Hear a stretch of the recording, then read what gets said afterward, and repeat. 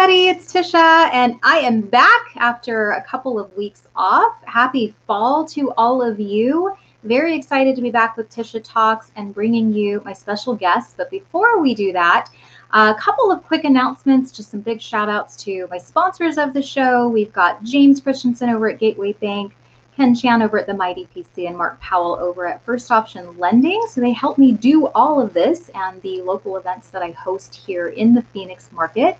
Speaking of, just landed a new sponsor with Courthouse. They are my new venue for Social Connect. So that's coming up in January 18th. So I know it's a little bit of ways away, but make sure that you save the date and you join me if you're trying to connect genuinely with entrepreneurs and business professionals in the Phoenix area.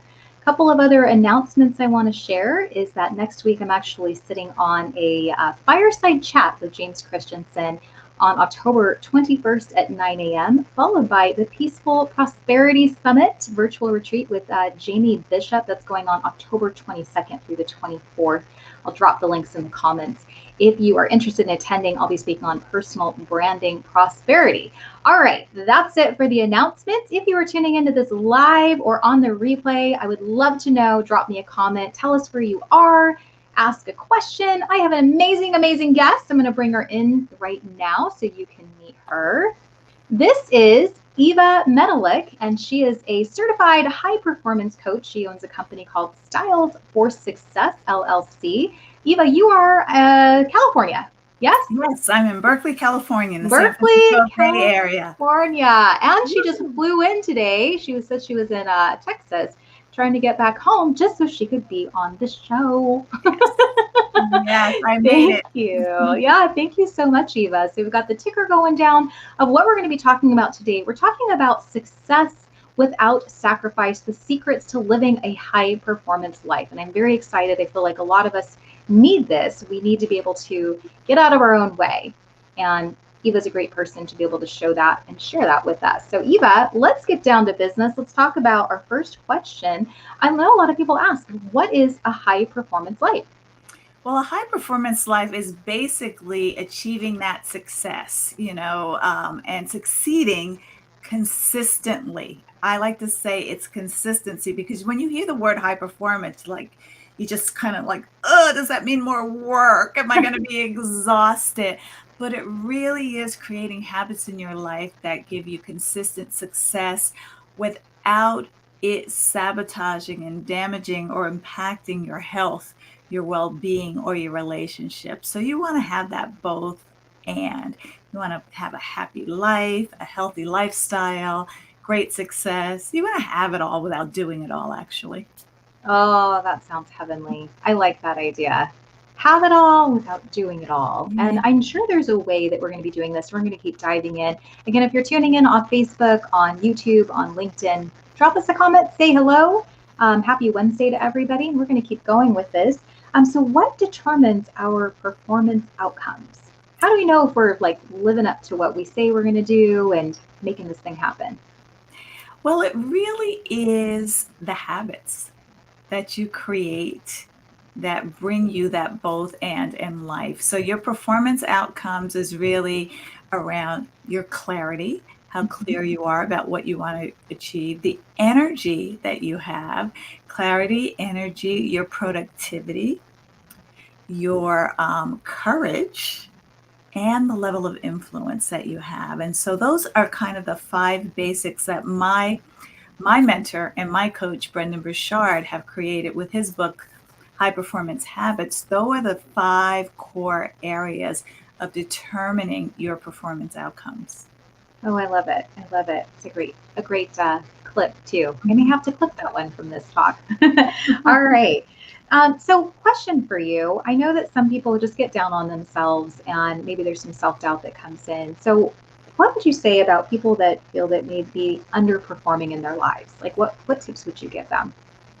Well, there are reasons why most of us underperform, and I feel that we can all be high performers, but one of the reasons we underperform is because we have fear of the outcome, fear of what people will think. It keeps us from taking courageous, bold actions.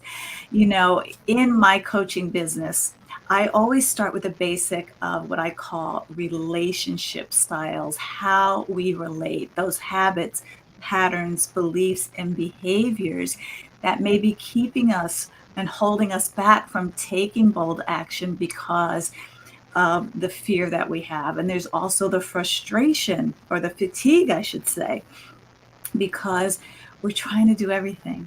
Mhm. We're trying to do it all, and we're trying to be it all with everybody. There was, back in the 1970s, there was this commercial for a perfume called Anjali, and it had this catchy little jingle.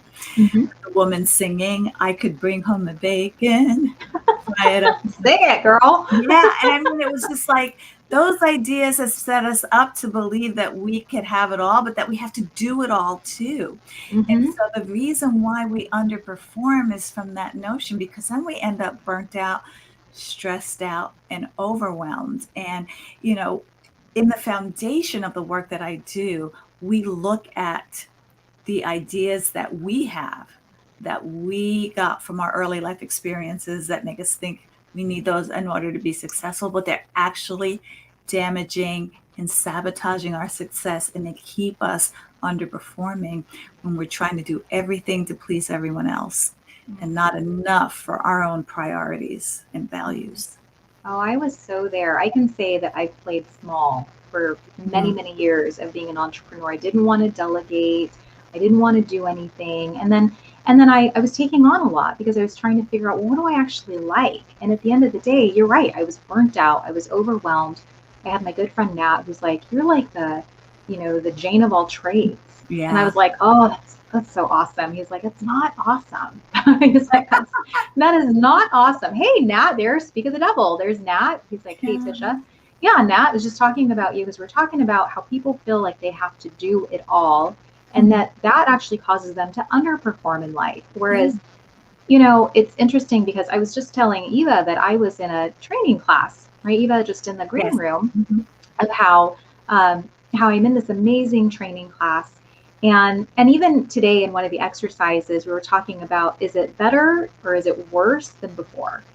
And I'm like, it's better. Like there was a lot of people saying it's so much better now. Like the pandemic actually made things better because it forced us to get Mhm. really crystal clear.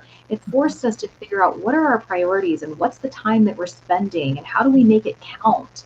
Yeah. And I can say this is the best year I'm ever having in business. Like it's pretty incredible.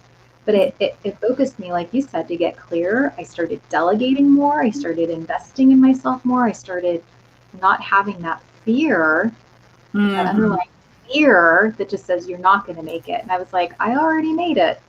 There you And go. then my There life's you go. catching up to that, right? Yeah. So, Because oh, when I you like try that. to do everything, you pretty much end up with nothing. I know. And most Isn't people that don't funny? realize that. Most of us, I was just on a client call just before I got on with you, and he came from a background from a dad who did everything, was always in that hustle and grind of providing for his family, and he forgot to be there for his family.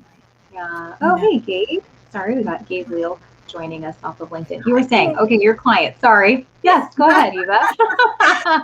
Well, my point is that, that old hustle and grind mentality really keeps you underperforming. Yeah. You may outwardly have the money that makes you feel successful, but how's your health?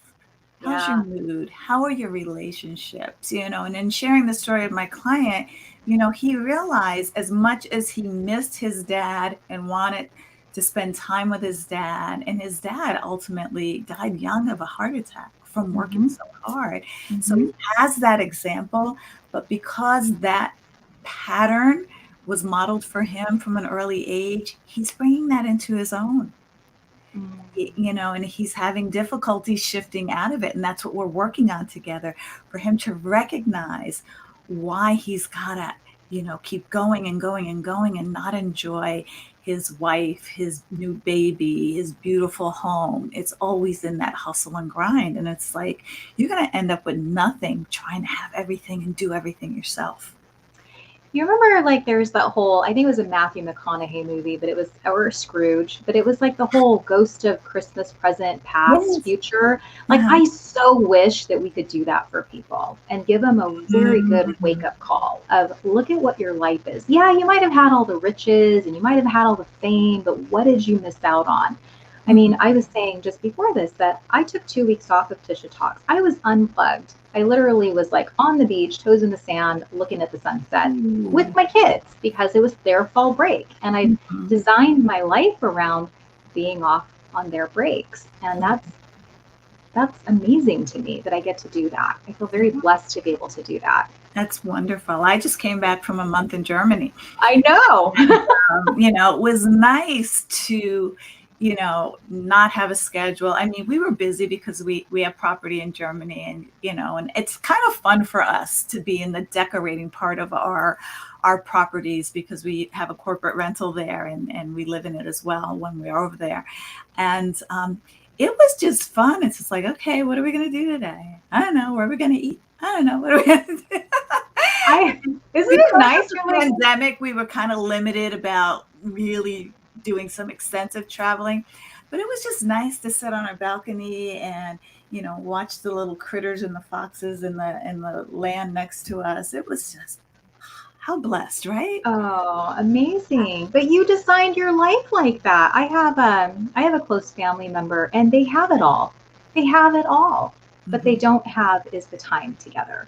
Mm. And I mean to your point, you were saying that, your client's dad was like a walk or he suffered from a heart attack.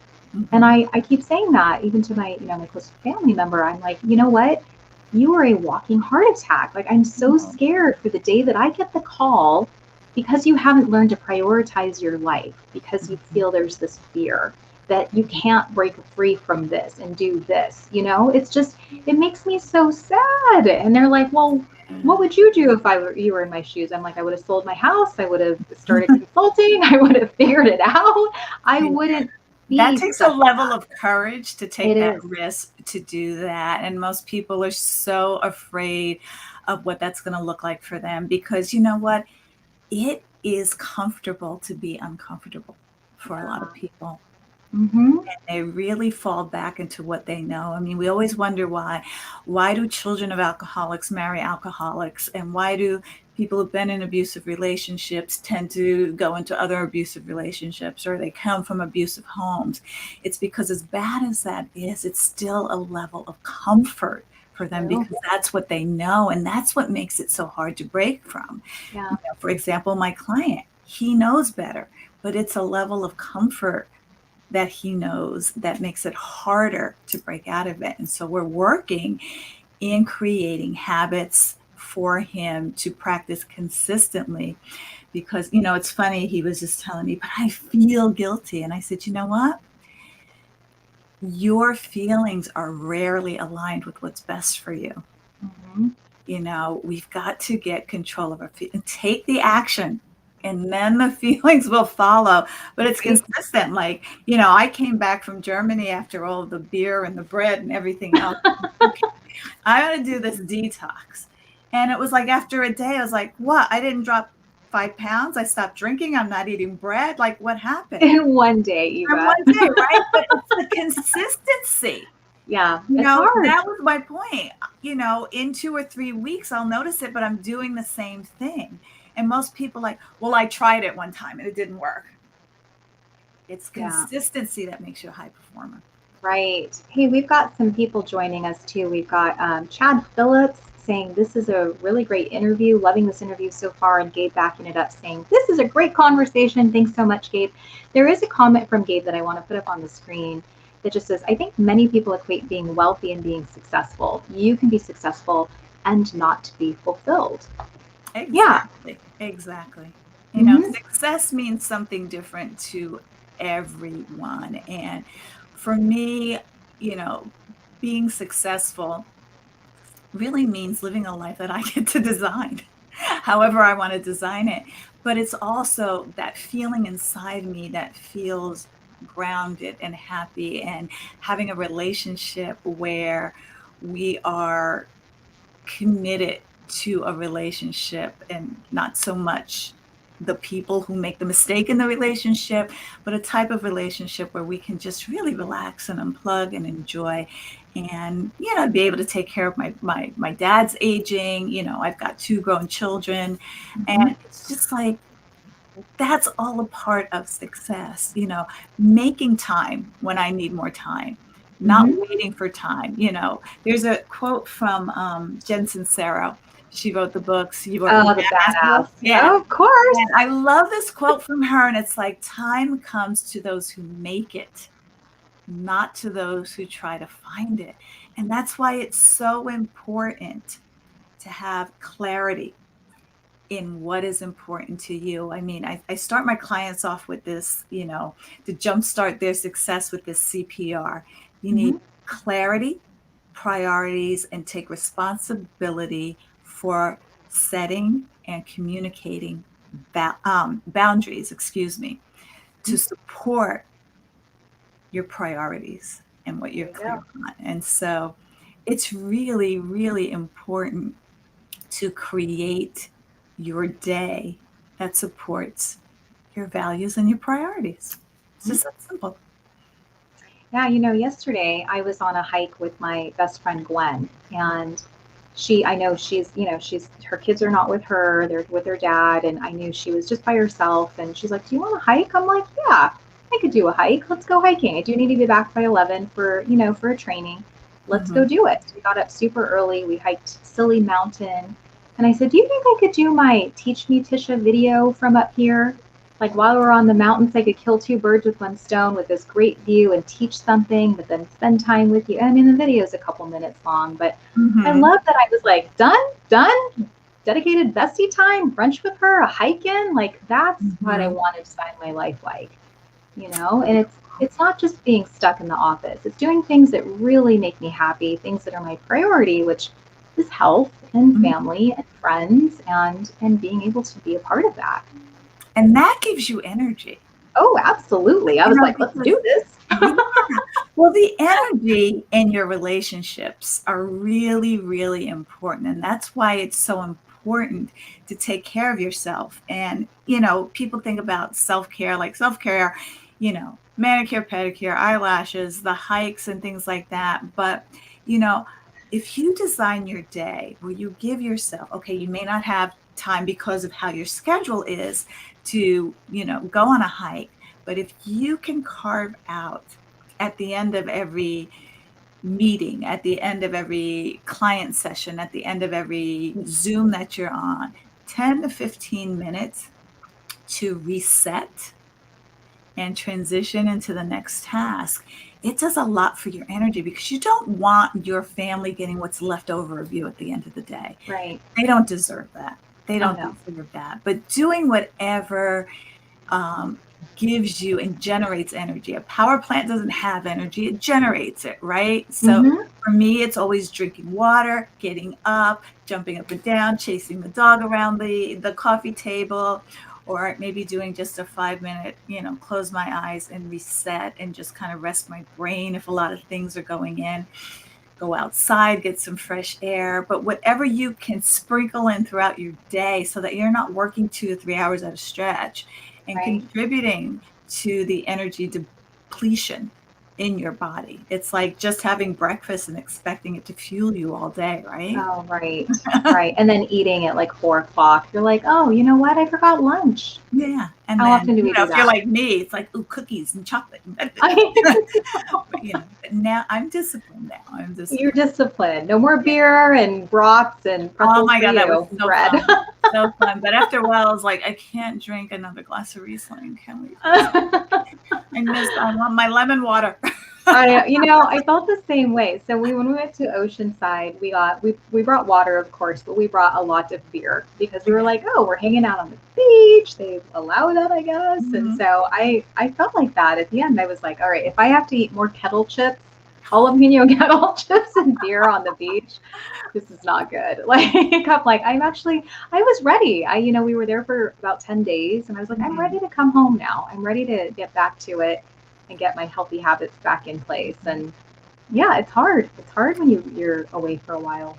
But you know where it really shows its best benefit? Like I told you, I came home from Germany and then was flying back to Texas literally like 7 or 8 days later. So it's still kind of a little jet lag and while I'm there. Yeah. Maybe it was 5 days later. I don't remember. And was helping my husband with our real estate project, but then I was flying back because I needed to be at a retreat. So I needed my stuff, my setup. I was filming my speaker reel for my website and all of that. And then I was flying Southwest, and unless you've been on Iraq, you know what happened with Yeah. Southwest a few days ago. Yeah. And it's just like, okay, I need to shift. And as everybody, there was a line, one person rebooking 200 people, one person Oh my in the God. airport. And I'm like, I'm not going to stand on this line. My husband's still here. I'm going to go back to the hotel. I travel with a travel light and my HD camera, Mm-hmm. and I will create a setup in the hotel. I'll move some clients around. Just for the day I'm flying, which was today, and I'll just stay a couple of extra days and, you know, create a win-win.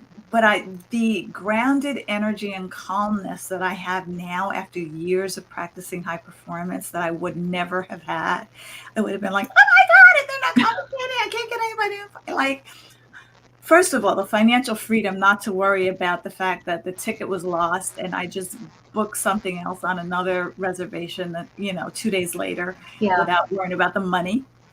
That was huge. Mm-hmm. And then to just be like, okay, now how can I create something better? And I realized this was great because I've got a book chapter due. I'm going to be in a compilation book with Les Brown, which is going to be Nice. amazing. I have a book Congrats. chapter deadline due. And with all of the traveling, I haven't really had the opportunity to work on things the way I want. And I had so many other things going on. But now that I'm in the hotel room, I can put that time to use and not have to worry about the dog and other things. I'm like, okay, this happens for me. Thank you, universe. I will take it and spin it into gold. And that's what I did. And I was able to come back today and be here on with you today. There you go. Make it work. There Yeah. we go. I've learned that. I think as I've gotten older, I've just learned about just being calm and centered. I'm like, Mm, if I can't control that, I'm not even going to try. Me yelling at someone or me getting all flustered is not going to make this a better situation. So just, it's okay. All right. there's a certain calmness, and even when things got a little wonky today with the switching of flights, and if I was going to get my luggage, I always start thinking, okay, what do I have where I can make it work? Because I put my HD camera in the suitcase, and I don't want to look like wonky. And I was just like really planning on how I could adapt Mm-hmm. and be adaptable to whatever happens. And, some of us are better at that than others. But if you grew up with maybe a nervous Nelly parent or somebody who got upset, you kind of learn that and bring that into areas of your life. That's why, when I work with my clients, I really get to know them first and Mm-hmm. what I call relationship style they're bringing into their business that could be sabotaging or damaging their success. Sure. And so, and we get to work with that. We get to be aware of how it shows up and then create the high performance habits to give you that transformation so that you can reach that next level of success without sacrificing your health, your well being, or your relationships in the process. There you go. Secrets of being successful without all the sacrifice. I love that. All right, Eva. Well, I know we're running short of time. How can people find you? They can go to my website at evamedalek.com. And I have something fun your Yeah. listeners might like. I talked a lot about relationship styles and how they can sneak in and sabotage our success and cause us to make certain sacrifices that we shouldn't. Well, I developed a quiz, and it's the relationship style assessment quiz that will give you more insight into what your relationship style is and how it shows up Oh, your life to damage or sabotage your success. So it's really insightful. And you just have to go to evamedilek.com/quiz. And it's a free quiz. It's fun to take. I take it periodically myself because I know my style, but I want to see, have I grown any? No. yeah. Has it changed? And things change. Things change. Yeah. But it's really fun to take and do, and and it's really one of the most powerful things I do in my high performance coaching is to that opens people up, because you have to know yourself before you can grow yourself. And Yes. taking a look at what actually you might not even be realizing is sabotaging that trajectory for you is very helpful. So hopefully they'll have fun with that if they want. Yeah, we will put that in the comments so that people can take it. And Mhm. then Matt just put up a comment here. Nothing beats life experience that comes with age when handling these situations. I did not want to say I was old. I'm kidding. I'm kidding. It's a joke. It's a joke. But yeah, I mean, I look at how but I've seen a lot of mature people like lose their stuff in an airport frustration situation. But that's what comes with also, like you were saying, Tisha, the lifestyle that we design for ourselves. Yeah. It takes a lot of stress away, doesn't it? Oh my gosh. Absolutely. Yeah. And I would say my husband and I are pretty night and day. Like he would be the one at the airport going all eight, Yeah.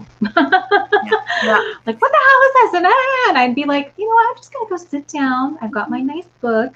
Call me when we're ready.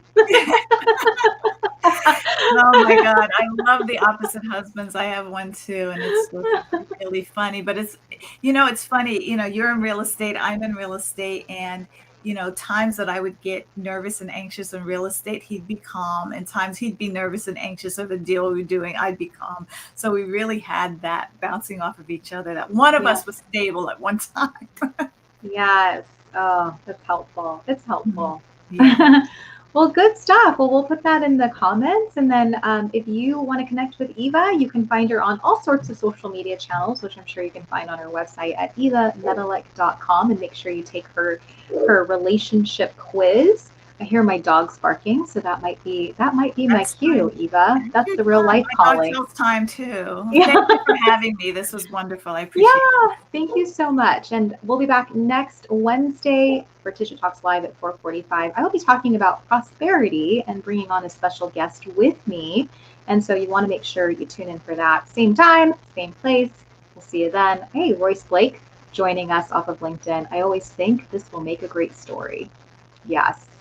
Uh, you know, before we go, I know we want to talk about this. So I was asked this question today in my training of what is your legacy? Mm. And there's a difference between your legacy of being the impact you make and this, how do you keep it sustainable? Like, how do people keep living your legacy once you're gone? And Royce, I was talking to my team about I love storytelling. I feel like we should always be storytelling. Like our stories will live on, and we should be Mm. inspiring more people to tell their stories and not just hold them in because there's so much value in those stories and what we've learned. So I'm working with it. I A don't know what that story is not yet. shared doesn't serve. There you go. Oh, I love it. I have to put that quote in. I'll be like, Eva Mhm. says this on my legacy homework of what I need There to you write. go. Yeah. Yeah, I love that. I mean, if your Mhm. stories are just with you, then how do they help other people? They don't. Mhm. And they Yeah. can be someone else's survival guide. I love that. Somebody hears your story and they can do it. That listening to other people's stories have brought me out of so much. So good for you with the storytelling legacy. Congrats.